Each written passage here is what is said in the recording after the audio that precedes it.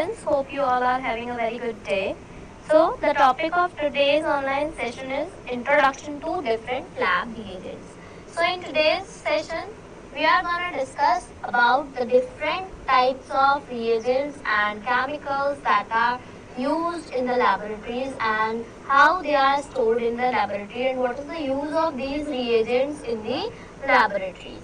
We will also discuss that how should we preserve these reagents in the laboratory so as we can increase their shelf life and provide an improved shelf life of these reagents. So without delaying, let's start today's session. First of all, first reagent is the carbon fuchsin reagent.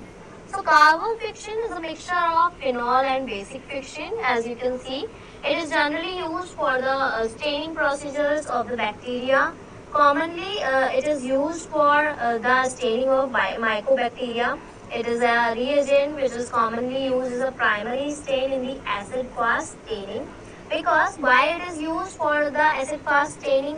Because it has affinity for the mycolic acids which are found in the cell membrane of these bacteria. So it is clear that carbon fuchsin is a reagent which is commonly used for staining of the bacteria. It is generally used for the acid-fast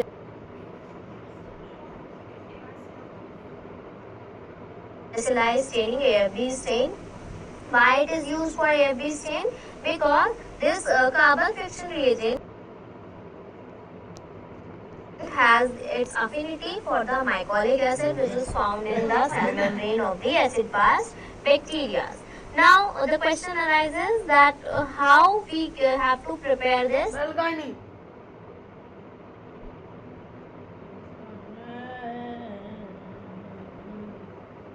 carbon fuchsin. So for the preparation of carbon fuchsin, 1% carbon fuchsin is prepared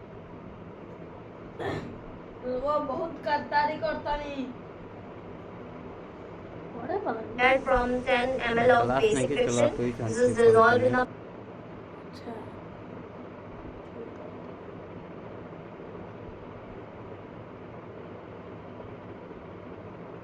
methanol and 50 ml of melted phenol in a flask, the temperature of which is maintained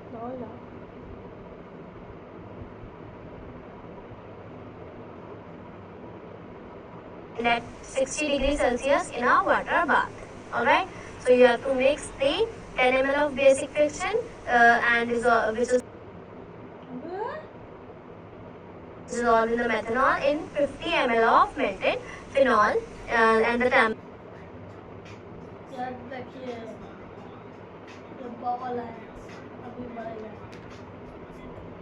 is maintained at 60 degrees Celsius in a water bath.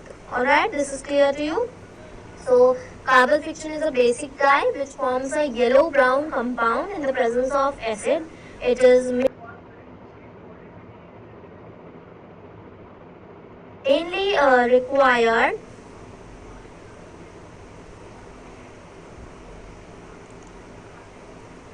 for the staining of mycobacteria. The waxy walls of mycobacteria helps in retaining the dye within the cell, and it can also be used for the staining of bacterial spores. Alright, so it is a mixture of basic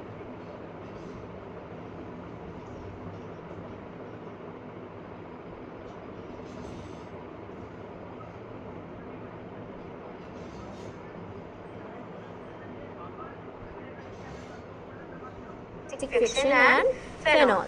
Alright, so it comes under the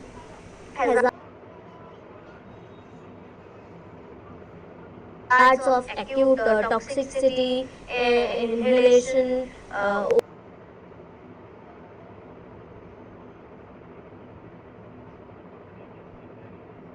oral aquatic chronic, etc. Alright, so how you have to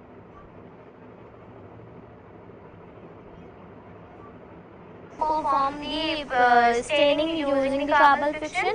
So you have to cover the slide with the Z. Nelson's carbon fuchsin and heat the underside of slide with a lighted alcohol soaked swab to remove the heat when the slide will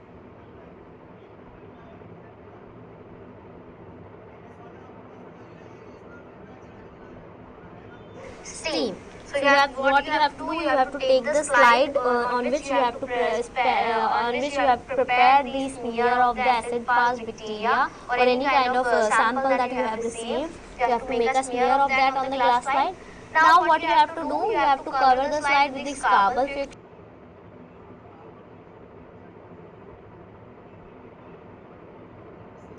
and heat the underside of the slide with the Bunsen burner. Thereafter, what you have to do, you have to keep it for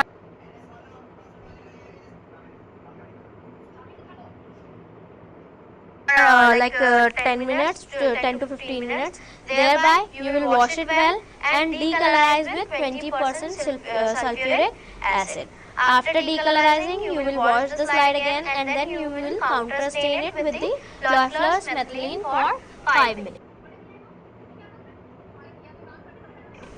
Now second reagent is Gram's iodine. So as the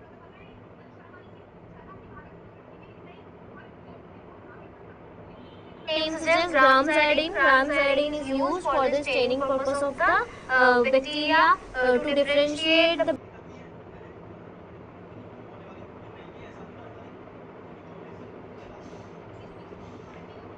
bacteria into gram positive and gram negative. Generally, Gram's iodine is used in the gram staining. Why gram staining is performed? Gram staining is performed to differentiate the bacteria into the gram positive bacteria and the gram negative bacteria. The basic difference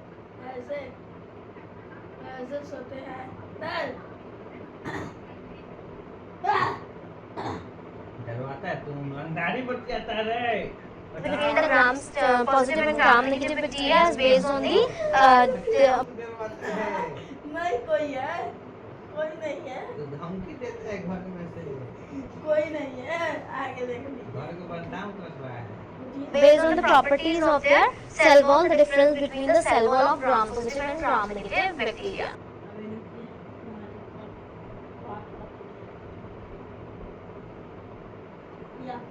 So on the basis of this, what is the function of Gram's iodine now in the gram stain? कौन करता है ये video चल रहा है रुकेगा ऐसे ही रुक रहा है तुम्हारे तौर पे अरे यार चेक कर रहे हैं। So Gram's iodine helps in the retention of the दिक्कत हो जाएगा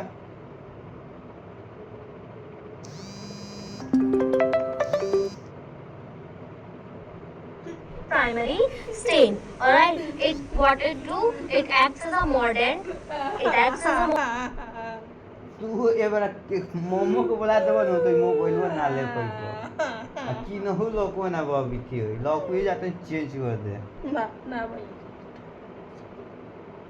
mordant in the gram staining by helping in रंगदारी नहीं बताइए हमसे मैं वार्निंग दिया था नहीं कॉल करो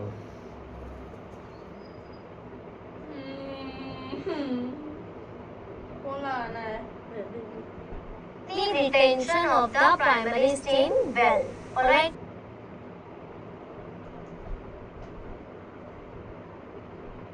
ये तो ये गया जेबी में Now, how you have to prepare the Gram's iodine? You have to grind 1 gram of iodine and 2 gram of potassium iodide in a mortar. Alright. After grinding this, you have to add distilled water. Alright. 300 ml distilled water is used. Now, what you have to do, you have to mix it well and you have to store this at room temperature or at 25 degrees Celsius in a foil covered bottle and protect it from the sunlight. Generally, the amber color bottle is used for the like storage of the Gram's iodine. Now, talking about the next type of जाओ जाओ बढ़िया से बंद कर दो reagent, which is Giemsa stain. So, Giemsa stain is named after German chemist and bacteriologist Gustav Giemsa. Alright, so what is Giemsa stain? Giemsa stain is a nucleic acid stain which is used in the cytogenetics, and histopathological diagnosis of malaria, and for the diagnosis of other parasites also. Alright, Giemsa stain is used for the Giemsa staining, which is also performed in the hematology department. The Giemsa stain is also performed in the histopathological department, and also for the cytogenetics. Alright. First second नहीं Now, how you have to prepare the Giemsa stain? So you have to dissolve 1 gram of Giemsa powder into 54 ml of glycerine. You have to heat this solution at 60 degrees Celsius for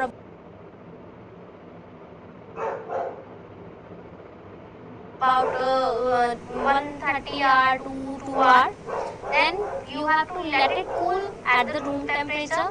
Then after reaching at the room temperature or after cooling, you have to add 84 ml of methanol to it. दीजिए, इसके बाद से नहीं खाएंगे, आप चले जाएंगे तो दीजिए ना।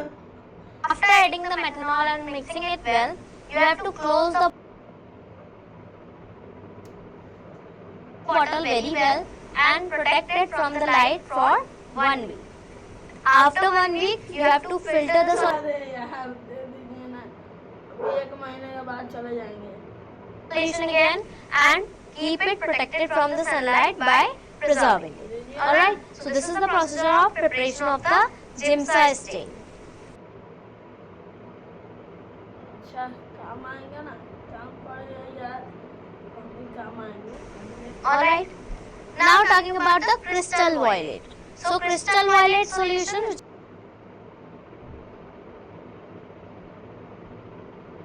is also known as gentian violet, is a protein dye. It is generally अरे दीजिए ना भैया जी, माफ करिए, अब नहीं। basic in nature. Crystal violet is used for the gram staining process.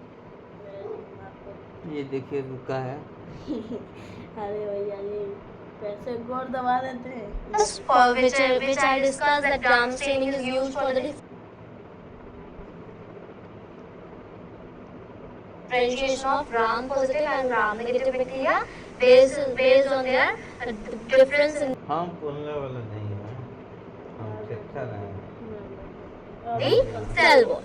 So crystal violet is used in the gram staining as a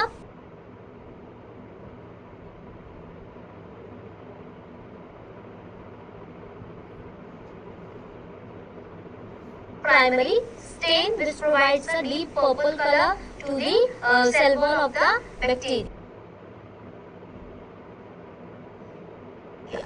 Now, how crystal violet is prepared? So, to prepare the crystal violet stain or solution, you have to dissolve 2 gram crystal violet powder in 20 ml of 95% ethyl alcohol. After dissolving it properly, you have to dissolve 8 gram ammonium oxalate monohydrate in 80 ml deionized water.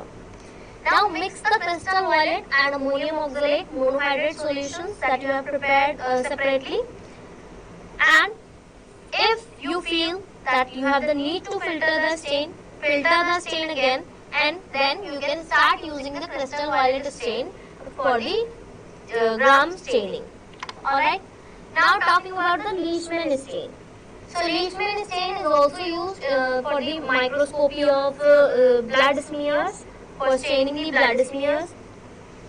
To observe the blood smears, what we have to do, we have to take the Leishman stain and stain the blood smear that we have prepared with it.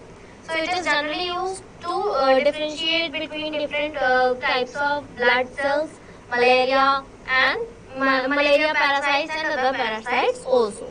Alright. So how you have to prepare the Leishman stain? For preparing the Leishman stain, you have to take 30 ml of Leishman stain and mix it with 150 ml of distilled water with 20 ml of pH 6.8 buffer solution. You have to take 30 ml of Leishman solution plus 150 ml of distilled water plus 20 ml of buffer solution whose pH is 6.8. Now what you have to do? You have to slowly add pH 6.8 buffer solution together with 220 ml of distilled water into 50 ml of Leishman solution. And then you have to leave for 10 minutes. This is how the Leishman stain is prepared. Now talking about the safranin. Safranin is used as a counter stain for the gram staining. It is a biological stain. It is used in the histology as well. It is used for the cytological process also, and it is used in the bacteriology also in the gram staining. So it is used as a counter stain in almost the protocols wherever it is used. Alright, it provides the nucleus with red color. This is the counter stain, classic counter stain in both the gram stain and the endospore staining. How you have to prepare the safranin? You have to add 20 mg of safranin powder to a 100 ml beaker.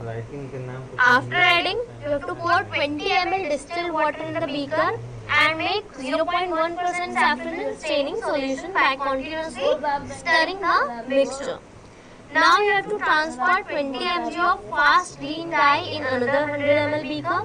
You have to filter both the staining solution to avoid particles. This is how the safranin solution is prepared. Now talking about the sodium hypochlorite. Sodium hypochlorite is a chlorine oxoanion, a chlorine oxide and a monovalent inorganic anion. It is a conjugate base of hypochlorous acid. So why sodium hypochlorite is used? Sodium hypochlorite is generally used for the disinfection of the laboratory. It is a disinfectant. It is a highly effective disinfectant which is used in the laboratory for the disinfection of shells or different things in the laboratory. How it is prepared? The hypochlorite salts formed by the reaction between chlorine and alkali and alkaline metals hydroxide. So we have to mix it at the room temperature so that the chlorates are not formed in this process. So how it is prepared? The sodium hypochlorite and calcium hypochlorite are mixed together, and thereby we will be getting the sodium hypochlorite. So sodium hypochlorite is like prepared in different concentrations such as 1%, 3% and 4%. Now talking about ethanol. Ethanol is also called as ethyl alcohol, grain alcohol or simply alcohol. It is an organic chemical compound which is a simple alcohol. Alright. So it is a volatile, flammable, colorless liquid which has a characteristic wine-like odor and it is pungent in nature. Alright. Ethanol is also used for preparing different types of solutions which are not dissolved in the water. As well as ethanol is used as a disinfectant in the laboratory. Alright, this is clear. Now talking about formaldehyde. So formaldehyde is generally used in the histopathology for different types of tissue processing. In the different tissue processing processes, formaldehyde is used. Formaldehyde is also used as a fixative in the histopathological laboratory. It is a naturally occurring organic coexist with the formula CH2O. Alright? It is pungent smelling, colorless in nature. The common name of this substance comes from its similarity and relation to the formic acid. Alright? How it is performed? It is performed by adding the methanol and formaldehyde in the presence of oxygen, that it will react at 42 to 250 to 400 degrees Celsius temperature in the presence of iron oxide in combination with the molybdenum and vanadium to produce formaldehyde.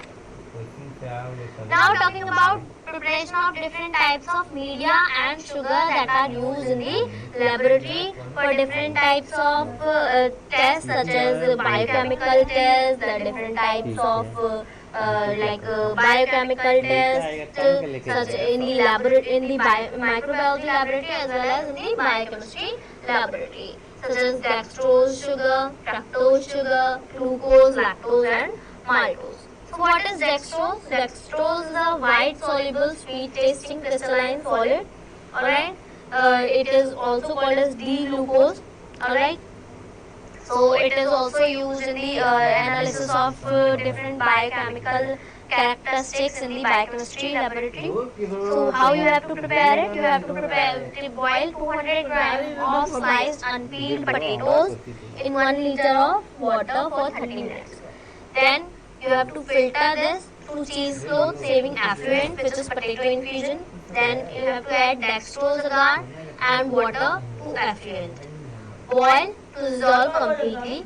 Then you have to sterilize the media by autoclaving at 121 degrees Celsius for 15 minutes. Then after the autoclaving and cooling, you have to aseptically dispense into sterile petri dishes. Now fructose sugar. So fructose sugar is also a white crystalline water soluble sugar which occurs in honey and many fruits. Alright. It can be prepared by the hydrolysis of sucrose in the presence of enzyme invertase or dilute sulfuric acid. It is a laboratory method of preparation of the fructose. Next, talking about glucose, which is very important. It is a white crystalline monosaccharide sugar which has several optically active forms. Most abundant form of it is dextrose, which is a major energy source in the metabolism. Glucose is also used for performing different types of biochemistry tests. Alright. Lactose is also a white crystalline disaccharide which occurs in milk and used in the manufacture of pharmaceuticals and baby products. It is produced from whey, which is a byproduct of cheese making and casein production, by crystallizing an oversaturated solution of whey concentrate. Alright. Now talking about the preparation of different types of media. So different types of culture media are used in the laboratory for growing the bacteria and isolating it. So the culture media are classified based on their physical state as liquid media, solid media, and the semi-solid media. So what is liquid media? As the name suggests, that this is liquid in nature, fluid in nature. It is generally placed in test tubes, for example, the nutrient broth. The liquid media is generally in the form of broth. Next is solid media. So solid media is prepared by adding the solidifying agents such as gelatin or agar to the liquid media, to the nutrient broth such as, for example, the nutrient agar. It is generally placed in the petri dishes. Then there is semi-solid media. So in what we do in semi-solid media, we reduce the amount of agar or gelatin that we are using to solidify the media. Generally 0.2 to 0.5% is used so that the medium remains semi-solid. Such media are fairly soft and are useful for demonstrating bacterial motility and separating motile from non-motile strains. So for liquid media, example is peptone water. Peptone water is generally used for growing the bacteria and as a base for carbohydrate fermentation media. It is a broth medium. It is also used for the detection of indole. Alright. How we prepare it? We add 10 grams of sodium chloride, 10% of sodium chloride, 5 grams, and add distilled water up to 1000 ml. Alright, this is how the liquid media, the peptone water is prepared. Then you have to mix it properly and sterilize by autoclaving it at 120 degrees Celsius for 15 minutes. So nutrient broth solution now, it is also a culture medium which allows a liquid or gel to provide all the nutrients that are needed for the bacteria to grow successfully. It includes carbohydrates for energy, nitrogen for protein synthesis, and other minerals also. So nutrient broth consists of peptones 10 gram, beef extract 1 gram, yeast extract 2 gram, sodium chloride 5 gram, and the pH is maintained at 6.8 plus minus 0.2 at 25 degree centigrade. You have to add 13 to 15 gram of nutritious broth powder in 1 liter of distilled water. Mix and dissolve it completely. Then you have to sterilize it by autoclaving it at 121 degrees Celsius for 15 minutes. So after sterilizing it, the media is put into the different test tubes, sterile test tubes. Next is solid media. The example of solid media is nutrient agar here we are taking. So it is generally used for the growing of the bacteria and isolating it from this media. So it is used for the cultivation of microbes, which supports the growth of a wide range of non-fastidious organisms. Alright.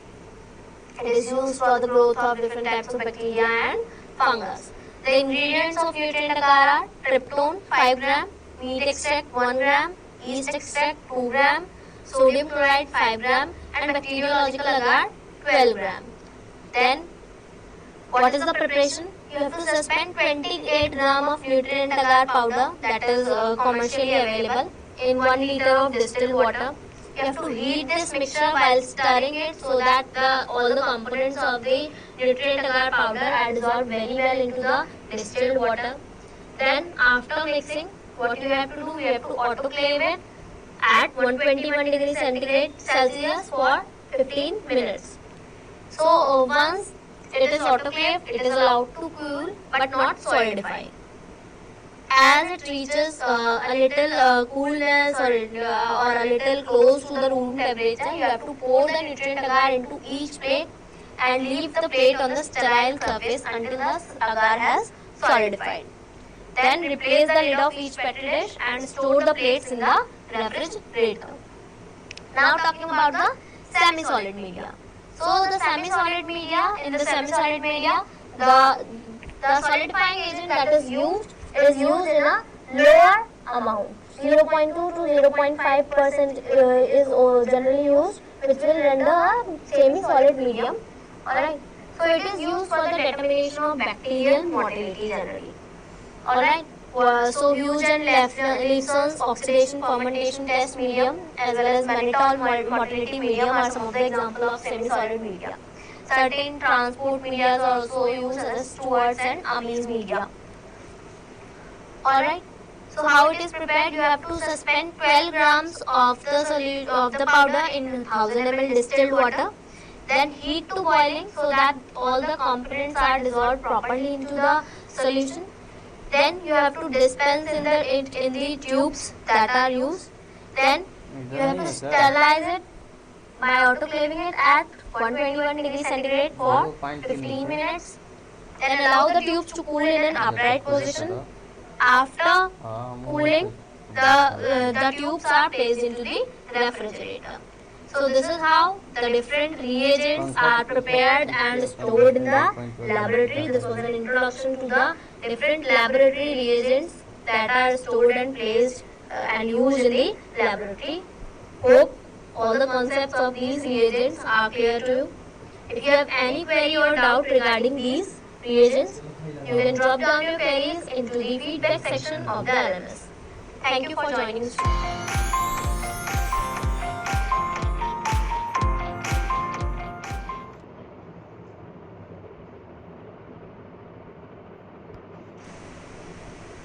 Hello students and welcome to the study portal.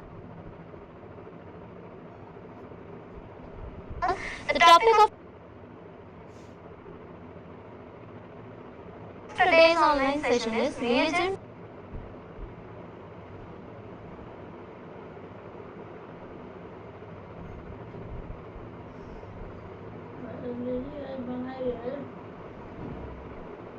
बना दे and solutions preparations that are used in the clinical laboratory.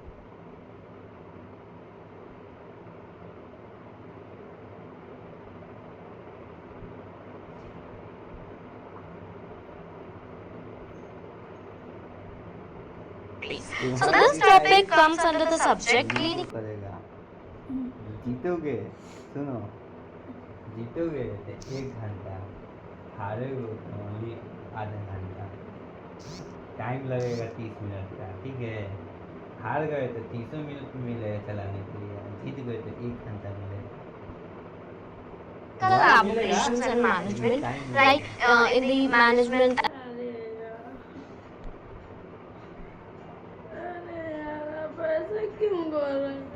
and operations of the laboratories. Like this is the first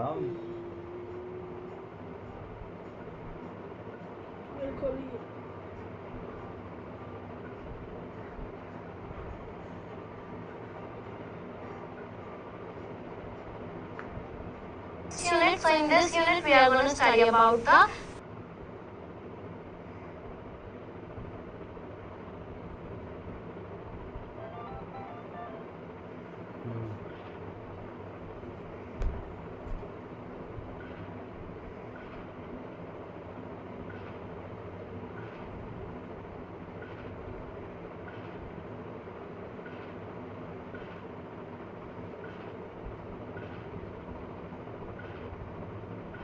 preparations of the reagents and the solutions that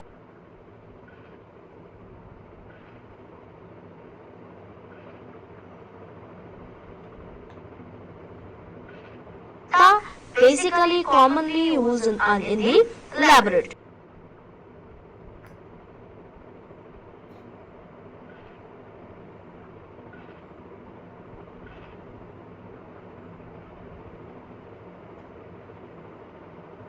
So let's have an overview at the objectives of today's session. So after completion of the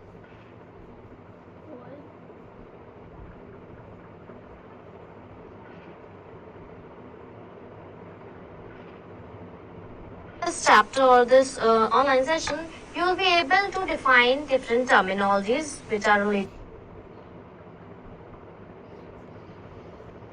with the reagents and chemicals. You will be able to name the terms which are used, right? And you will be able to know different methods of expression of strength of solution, that how the strength of the solution are like expressed, what are the methods that are used, what is normality, what is molality, what is molarity, right? Next you will be able to carry out the different calculations, because it is based on the formulas, so you will be able to get about a knowledge about the formulas that are used to for expressing the strength of the solution, for like determining the strength of the solution, etc. Next you will be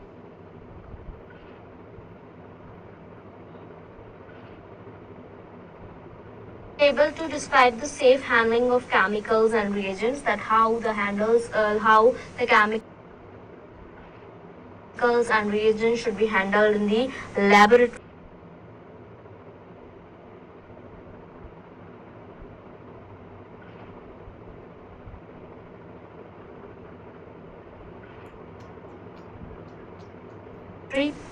Right, and at last you'll be able to explain about the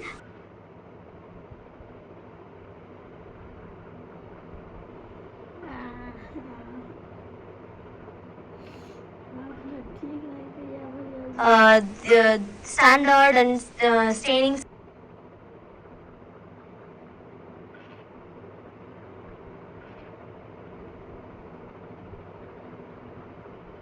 solutions that are used in the laboratory, right? So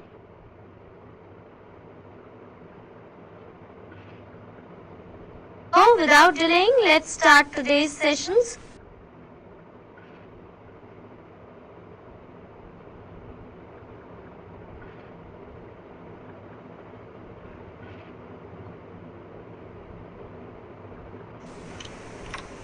Right. So first of all, we'll be having like this is the outline.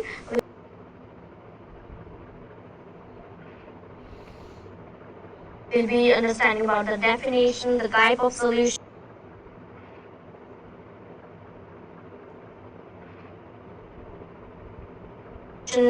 right? The expression of the strength of solution, reagent solutions, grade of chemicals, and the standard solution.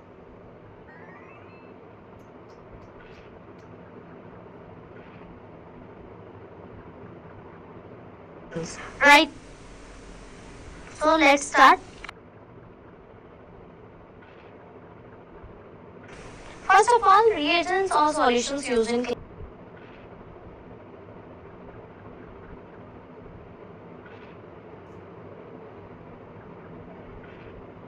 clinical laboratory. First of all, let's have an overlook about the definitions of